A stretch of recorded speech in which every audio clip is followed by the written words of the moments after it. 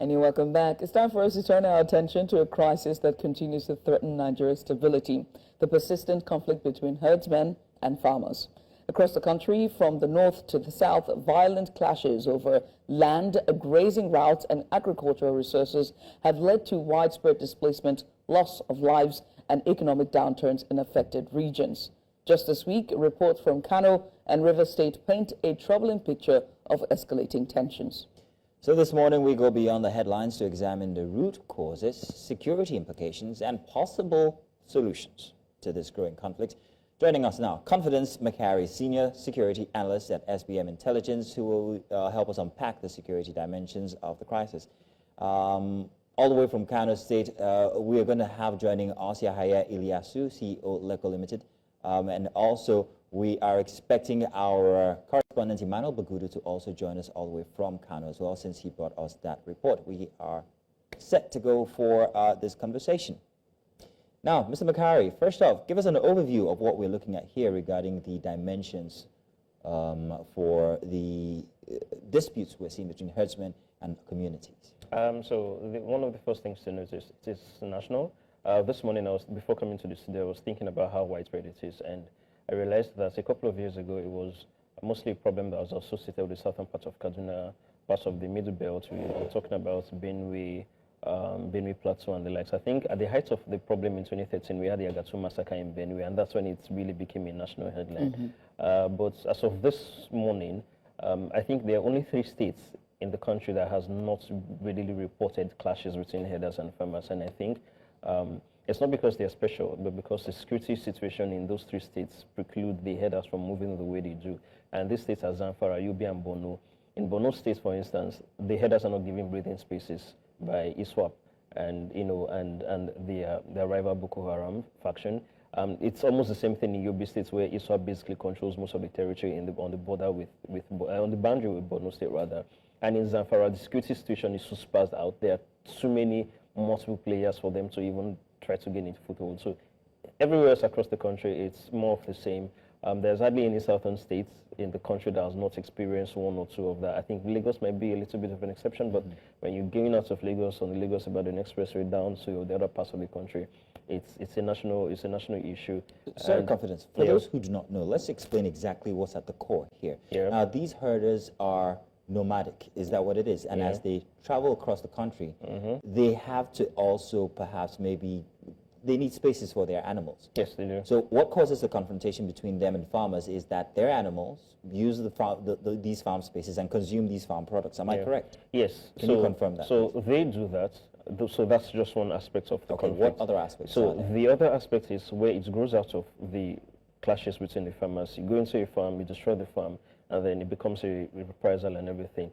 What we're seeing in, say, Benue or in parts of southern Kaduna and some other parts of the country, or even in northern Enugu, for instance, is the problem has shifted all the way from you do me, I do you, based on farm and all of these grazing issues, you trespass on my farm, to wiping out whole communities as a retribution. So it has become an ethnic thing. And given how the geopolitical situation in Nigeria, anything that becomes ethnic has a tendency to be religious, So that's just one aspect of it. And of course, you could attribute it to many of these issues, like the broken down nature of the traditional dispute resolution mechanisms in Nigeria. Over the years, since the formation of Nigeria and this modern state as we know it, we no longer have the extent and the overwhelming authority of the traditional institutions anymore. Right now, traditional rulers are just merely civil servants, on the government's payroll. They don't really derive the authority and legitimacy from the people. They derive it from the government. So this is why the state government could create any stool, any monarchy they want and everything. And the people who they put in there are much more beholden to the state government than they are beholden to the people. And as such, if there is a conflict between a farmer and a herder, in the past, before the country got independence, the way it worked is that if you go into a farm and you destroy it, you take you to the village head, they resolve the conflict, and then you look at the damage done, and then the herder will be asked to pay. If you kill the herder's cows, and then the conflict was resolved, and then it says you're at fault, you have to pay a certain amount, and everybody goes away.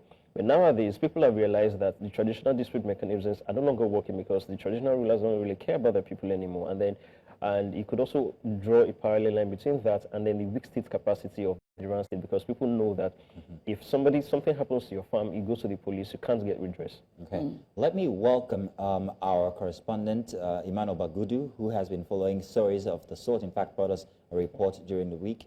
And I'm being told that we have Biola Festus as well joining us, and Mr. Yahaya has joined us as well. Mr. Bagudu, you're welcome. Thank you very much.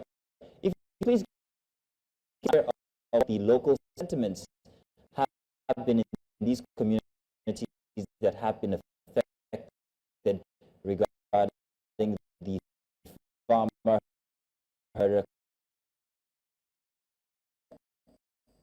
especially the herders themselves. Some of them have resolved to self-help.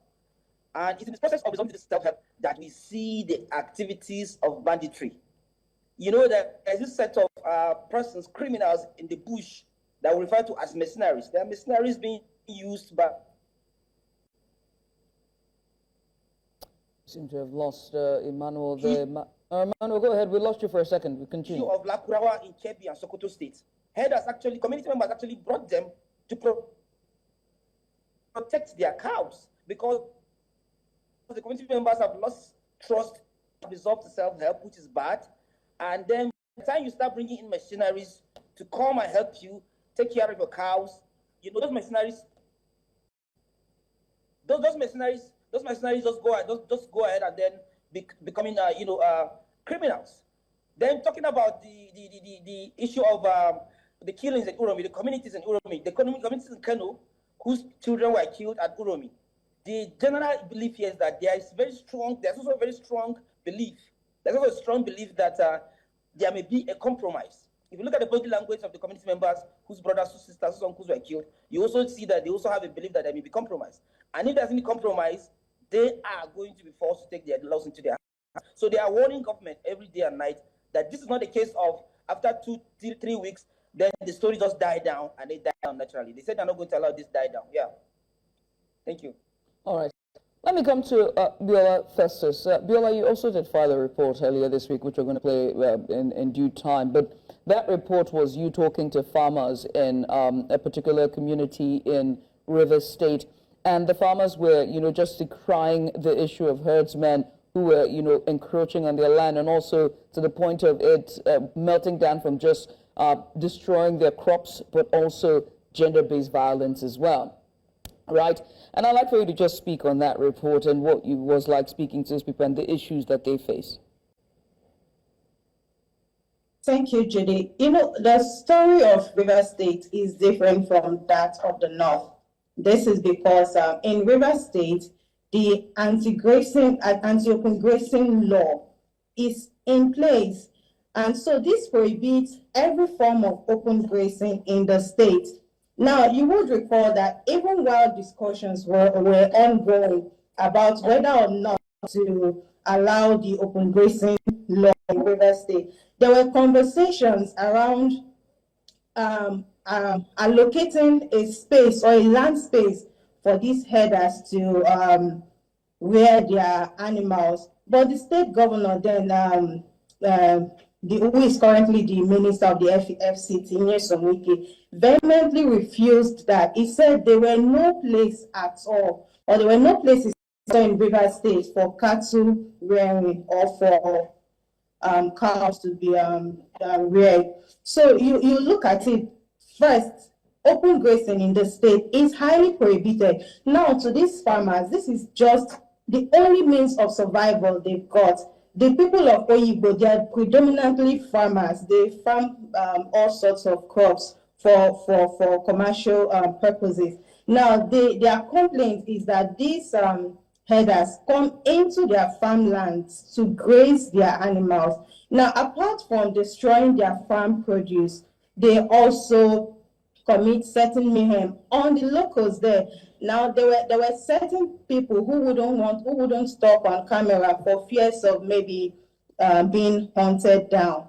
But they told me that these people rape their women, that they even come into the community and kidnap people. Now, apart from the community I reported last week, there are two other neighboring communities, which is Obiakpo and Sai local government area. Now, Obiakpor is the largest LGA in Rivers State, and you can imagine them complaining that herders are now encroaching and are causing mayhem. Now, these people move around with guns. We do not know if the Nigerian law permits farmers such as cattle rearers to move about with ammunitions. These are all questions for the authorities to answer. So now, going back to the local government area, we got a report yesterday that someone was allegedly killed by suspected herdsmen. All of this is beginning to grow fear in the state. You know, we usually didn't have such news in these states. It was only heard from the northern part of the country. But now I can tell you that it is gradually encroaching and at a very fast pace. All right. Gradually encroaching at a very fast pace. What say you, Mr. Yahya? And also, once again, thank you so much for joining us. What say you? We have seen the events that happened in Uromi to the point where people are now, what's the word I'm looking for? Lynched, for a better word. What say you? The issue of Uromi has very little or nothing to do with rearing of animals. However, the real problem started. I think the grazing, open grazing started more than 100 years back. Before that time, there is a. We're having issues there with his audio. We're going to come back to him to see if we can have that discussion. But let me come into the studio here. Confidence, 2.2 million people. From your report, 2.2 million people have been displaced in Benue. And you said that the issue sort of concentrates in the middle belt, where it's our food basket and then affect predominantly our food insecurity significantly. And then we saw the events that happened in Uromi, Benin City. Are we to the tipping point, as Festus has said? Yeah, quite. And I'm trying to find the key difference between what's happening now and what happened between 2019 and 2020 at the height of the Ruga issue. I would think that a major difference is the fact that between 2019 and 2025, we've had more people take up arms. I'm talking about not just take up arms to defend themselves. I'm talking about take up arms to cause crimes and the likes. It's a testament to the fact that the homegrown arms manufacturing that is going on, which the security forces have been going about for quite some time, is usually more deeper than we think. And as such, people are becoming a lot more aware. The reality is that they do think that the government is not going to save them. We are seeing a lot more protests than we used to before. In the past, whenever we had killings by Fulani herdsmen in Edo State, we'll see protests in, say, Ovia Northeast, Ovia Southwest, parts of Isako East and the likes. Now we're seeing it in Ishan West. We're seeing it where Uromi is. We're seeing protests in Eyamufu in Edo State. We're seeing it in Plateau State. We're seeing it everywhere. So people are becoming a lot more aware that this is the last gasp. You understand? The government is supposed to be doing better, and they're not doing better. So we might get to a tipping point where I will think that for survival, many people will have to start arming themselves, not just necessarily with vigilantes, but for farmers themselves who cannot really rely on the vigilantes themselves because of how lightly equipped they are. At least at the very least, if they can take a stray herder one-on-one on their farm, they could do so. Because for all intents and purposes... So you're saying that it has melted down into banditry, kidnapping, and then militia? We have already gone past that era. What made the security situation in the Northwest to spaz out the way it did was, as of 2017, people lost faith in the state's ability to be an impartial arbiter of justice and to recover their lost cattle. It gave rise to people like Buhari and Daji, who became a bandit so big that other people that were coming after him had to copy from him. So it descended into militia attacks, descended into banditry. As of yesterday, there were clashes between Fulanis and Hausas in Zamfara State. So it threw up a lot of security incidents that I think we're beginning to see a little bit of caricature and copycats of the same in certain parts of the country. I think Mr. Yahya Aliyu was actually alluding to that as well. So let's come back to him. Mr. Yahya, I'm hoping that we have you set up right now so that we can continue on what you were saying from before. You were telling that this has gone past a herder-farmer issue. What were you trying to say, sir, if you can continue? Trying to say there are certain things that cause all these problems. One, there was a grazing reserve from the extreme northern part of Nigeria up to the southern part, up to the ocean, I can tell you. But with the passing of time, these grazing reserves have been chopped up by the farmers, and now the herders have no place at all to graze to feed their cattle. So in that case, when you blocked or when you chop where I'm going to feed my animals, well, what do you expect me to do? Certainly there is going to be a problem. The second thing is climate change. Climate change has forced so many herders to move southwards because they have to find a place where they will get their cattle. So they are moving southwards from time to time. Then the next thing is the population. Population increase. Every time there is a population increase, and unfortunately, the south doesn't have enough land to cultivate their farms. They have to expand their farms because the population has increased and the land is so small. Now, if you look at the places like Enugu, Port Harcourt, wherever, you will find that even the land is so small, but the population is increasing every time. Unlike in my state, Katsina, where we have vast land, but the problem we have now is the lack of rainfall, the climate change. So these are some of the things that make one of the things that make the hardest farmers clashes. Then there is also another problem. Another problem is the local institutions. They need to be empowered. The constitution of Nigeria does not even recognize the traditional institutions. The traditional institutions provide a very good solutions to resolve amicably hardest farmers clashes.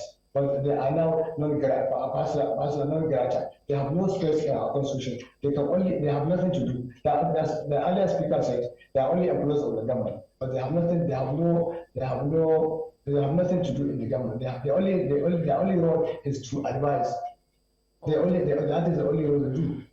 So in this case, we'll have to go back to the drawing board. One, we should open the grazing reserves. And if we say we are not going to allow open grazing, then it will have to take time before we just implement that one. Because this thing has been going on for more than 100 years, open grazing. And you cannot just come down one day or just in 2 years or 3 years and say you are going to close open grazing. It cannot be possible. That will only create more problems. And that is exactly what you are saying, what you are seeing. As for the roaming incident, it has nothing to do with farmers and clash. There are hunters that used to go to the south because of the climate change. In the north, there are no animals to hunt. They have to go to the south. And unfortunately, they are not educated how they should go to the south. Because you cannot just go to the place where you are not known and you start hunting. Even though your guns or your weapons are dead guns. Because the people are not educated. The situation in Nigeria is charged. Anywhere you see any unknown individual holding any gun or any weapon, you may mistake him for a bandit or a kidnapper. But that notwithstanding, you cannot as well go and harass somebody just because you see him, just because you see him with a weapon, a gun or whatever. Now, Mr. Ilyasu, now that's a very well noted point, and we're going to be coming to Mr. Bagudu regarding identity. I'm hoping that we can get him back, but I think, Judith, you've got a question for McHarry. Confidence, you have a right to reply, because I noticed you had your expression, you wanted to reply. Yeah, so I understand where it's coming from, given all of the causative factors listed, desertification, to be fair to him, as of 1960 when Nigeria got independent, we had about 55 million people in the country. Now we have over 200 million. It's understandable that population explosion and everything has become so intractable that the government has not been able to handle it because they don't want to handle it. Where I differ with him fundamentally is the fact that it does not seem to realize that we've gone a different way from when the grazing routes were gazetted by the British to now. Population was going to explode. You understand? The question is cattle rearing a government business or a private business? Because what he's saying right now is we should still be doing what we were doing in 1913 when some of these rules were gazetted, and it's impossible. Has there been an amendment to that? I don't know about that. But what I will say is this: people have a right to their lands. They have a right to live peacefully where they are. Given that cattle rearing is a private business, the government should not be in the business of trying to do what it did in 2019, trying to get lands for them to build their, try to gazette more routes or try to get land for them to do their stuff. If you want to be a cattle rearer, oh well and good. Go and meet whoever is selling land, get a land and ranch your cattle. What you should not be doing in 2025 is rearing your cattle right down to someone else's farm and then shooting at the person for complaining. So what he's suggesting in 2025 is no longer in 1913 where it was going to work. We have population explosion. We have places where, in fairness to him, the grazing routes has been covered. So since the grazing routes has been covered and then human lives are at stake, businesses are at stake, what do? You simply have an amicable resolution where you buy a land in a place where you think you could get more pasture for your headers or for your head, and then once there, pay the land rent or whatever you want to do, pay the tax to the government, and ranch peacefully. Are you also imputing the fact that he also mentioned that climate change is a big factor, and that's why they have to move down to the south? Yeah. Exactly. So if you're asking them to get designated ranches, yes, where would these ranches be? Up north, down south? It could be anywhere. How would that affect the culture of the people who rear these cattle? These are northerners. These are the people who do this thing are mostly Fulanis. The Fulanis are divided into the sedentary people and the nomadic headers. Not all of them are nomadic in nature. So if where he is coming from being a Fulani man, there are people who learn to live within the city, learn to stay in one particular place. They could adapt. Now, I'm saying, so in respect to your question, is they could get land anywhere. It doesn't necessarily need to have been purchased for them by the federal government. This is private business that the government needs to get out of. If you want to have a ranch to yourself, you could go to anywhere. In fact, when the Southern and Middle Belt governors in 2019 were pushing against Ruga, this is exactly what they said. I said, we cannot allow the federal government to come and designate lands in our state because you want to give it to headers. It's not done. It's not done. So what you do is, if you think that you could get more pasture or more grass for your headers in, say, Bayelsa or in Rivers or in Kano, by all means, go and get a CFO from the state government and settle there. Whenever it comes to renewing, you renew your stuff there. The major problem why I would agree with him or empathize with him that this is not going to work in the north is because of insecurity. And so if you're living in a place that's Zamfara, where it is practically impossible for you to carry a business, you go to the next state. Jigawa is a lot more peaceful than Zamfara. You could get stuff there. And even if, making more to the point that this is a business that the government should get out of, there are places in the south by which you could get grass from. You could actually get into a business and say, okay, it could even create more opportunities, because if you say desertification has ruined the lands in the north by which they cannot get grass for their cattle, go into the business of trying to get grass from wherever you could get. You could get from neighboring Niger Republic, you could get from southern Nigeria and feed your cattle. So this whole practice of, because it is my culture to move around with my cattle and everything, I'm sorry, it doesn't make sense in 2025. But you were talking about the government staying out of it, but the government have provided solutions like the National Livestock Transformation Plan. Yes. Do you think that those policies are being implemented? Can even the herders follow through in terms of policies and implementation? Because River State doesn't have, they have an anti-open grazing policy. Almost every state has an open grazing policy, especially in the Middle Belt and the South. The question is state capacity. Benue State has an anti-open grazing law. As a matter of fact, they try to implement it with two different vigilantes. One of them is the Benue Livestock Guard. They haven't really done it. Why? State capacity. We have weak state capacity in Nigeria. So you could talk about the NLTP from now to tomorrow. The question is, one, do they want to enforce it? Two, do they care about the problem? Three, if they cared about the problem well enough, do they have the capacity to enforce it? The headers know, the people who are causing this mayhem especially, they know that the government does not have the capacity to enforce it. And even if the government wanted to, they don't trust in their capacity to enforce it. And which is why nobody really cares about what the government wants to do. And we have a current administration in Asurok that doesn't really care about security. Its only problem is the economy. So whenever we have all these security issues, just makes only passive statements and goes away with it. People have understood that the law of Nigeria right now is the law of the jungle, and they're taking matters into their own hands. Speaking of taking matters into your own hands, I'm sorry, Ms. Zino, but let me just quickly come to Yahaya for this one. Mr. Yahaya, I have to ask you, right, the security implications of this, and I'm concerned whether you, if yourself and also stakeholders herders or herdsmen or people who are in this business are worried about the tagline that is on them, which is, banditry, militia, the killings and the clashes between farmers and herdsmen. Do they come together to discuss these issues and to put a good front?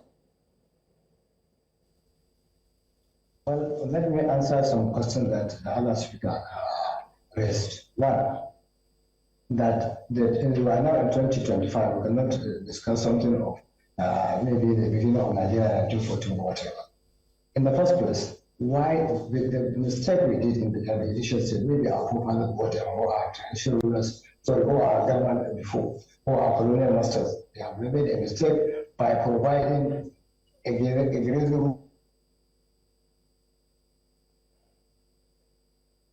beginning of the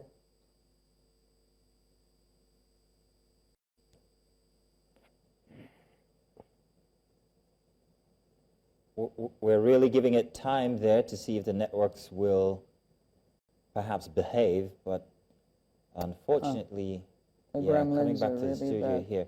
But that was a good question. I hope we can get Mr. Ilyasu back so that he can respond to your question and also go on what he was trying to say regarding your comments. Right. However, there is something I wanted to pick out. Oh, we have Mr. Ilyasu back. Mr. Ilyasu, please continue. We lost you for a second, but please go ahead. Okay.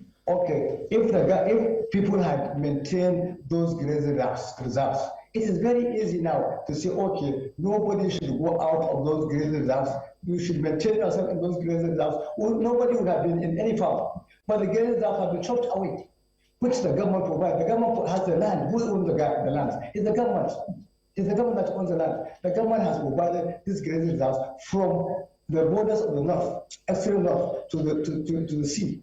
So whatever I say is, whatever we do, please let us try, let us not add fire, add whatever to what already. Let us not confuse or we are here to solve a problem. We are not here to maybe instigate or whatever with people. What I'm trying to say in essence is, not as this one, it can be done. I'm of the opinion that we should stop open grazing. However, we cannot just stop open grazing at a go. One thing very careful, the security situation in Nigeria is already saturated. And like that, the speaker actually said, this government is taking, maybe is not taking security issues seriously. Especially myself, who comes from the north, which in my village, almost every week, people 1, 2 people are killed. Every 1, 2 people are killed because of this problem we have. So I must hit. There's something that we haven't yet addressed one very critical issue, and it's an elephant. It's like the elephant in the room. Talking about security and the fact that most of these herders are armed. What is the reason for them being armed? Doesn't that exacerbate the situation where people mistake them for bandits? And I'm also going to throw that to Mr. McHarry here in the studio. But first, why are these herders armed? Okay, and when I was young, that was in 1967, 68, so 69, 70, and mid-70s. The herders, they used to move with their cutlasses and whatever. But now, when I was in the sometimes in late 80s, sorry, not 1984, 85, 86, I just realized that I met some herders around New, sometimes in 1985, 87. I was asking them, why are you carrying? So they are even carrying some gun guns. They say, because if we don't carry the gun guns, people are stealing our cows. So I just realized when I went back to the same area, sometimes in the 1990s, I think during Adventure or Mawangala regime or Cheneka regime, I can't remember precisely. These same herders are holding guns. I can tell you they are holding guns. They say, I say what's happening? They say people are stealing our cow. People are killing us and they are stealing our cow. So I have to defend ourselves with these guns. I say, this is terrible. Nigeria is going away. And I think I even wrote some letters somewhere somehow to the concerned security agencies that time. But I think nothing was done about it because maybe I don't know. But that one, we have to be very careful because these herders, if you hear them, they are outside of the story. You realize that they are also being victimized. And let me tell everybody, That it's not only all the Fulanis that have cattle. We should know this. I know there are some Igbo people and some tribes, sorry, I don't want to mention any others. There are some tribes that have cattle more than the Fulanis, whether in the south or in the north. The only people that can take care of those cows are the Fulanis. They are given these animals to go area because the other tribes, they are not used to this thing. So they feel they cannot do it, but let them give somebody, they pay him. And if by any mistake, any Fulani herdsman lose a cattle, the owner will just come and say, no, you have sold it somewhere. All right, so these are some of the things. Thank you very much, Mr. Eliasu. Let's come back to the studio here with Mr. McHarry regarding the situation with the carrying of arms by these herders. Yeah. Doesn't that exacerbate the situation where they are mistaken for bandits, like I asked Mr. Eliasu? And within the law, are they allowed to actually bear these arms? No, they're not, unless they're licensed. So one of the leading causes for the reason why they started carrying arms was because, to be fair to Mr. Eliasu, the herders were attacked. You understand? They were attacked. The question then becomes, where were they attacked? Is it in every part of the country or in just one particular place? From historical perspective, it was mostly in the northern part of the country where governance broke down, and then many parts of governance wasn't reaching many people. People were taken to crime and everything. So I was saying earlier at the beginning of this conversation that in the past we had traditional dispute mechanism where when it was purely a matter between a farmer who is aggrieved and a herder who committed a trespass, the traditional rulers mediated in the conflict, pay whatever you're supposed to pay and get on your way. But it became a problem where the people that were having problems with were not necessarily farmers, the bandits, people who were killing and stealing cattle. Now, if they went into a community and then they reported that their cattle was stolen, it was difficult for them. It was difficult for the community people to fish out who did it, because some of the people who were carrying out the attacks on the herders are not even from the community. If they go to the police, they could not seek respite.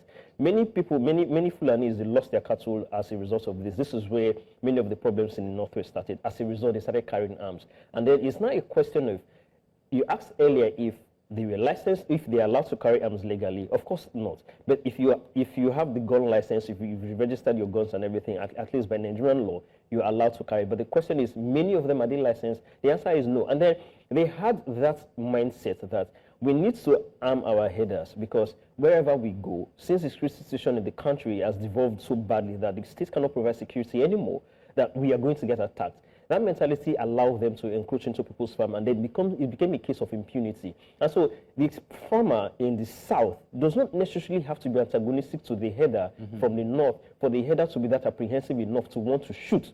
And because he knows that he's going to get away with it, he's going to do it, because why move about, going to look for pasture when you could get into somebody's farm and then shoot the owner and graze as much as you can and walk away for free? So it became a case of impunity that was exacerbated by the Nigerian state's failure to be an impartial arbiter between an aggrieved party. And again, it brings me to the point I've been making earlier, weak state capacity. The state has been absent. It does not really live up to its responsibilities. As a result, people are actually carrying out the responsibilities of the state on the state's behalf. And that means hiring vigilante groups such as Lukarawa and the rest. Anyway, gentlemen, this is how we're ending the show. I want to say thank you to you, Confidence McHarry, Senior Security Analyst for SBM Intelligence, giving us a bit of insight there, and also to Mr. Yahaya Iliasu, there we go, for giving us insight there from the herdsman point of view.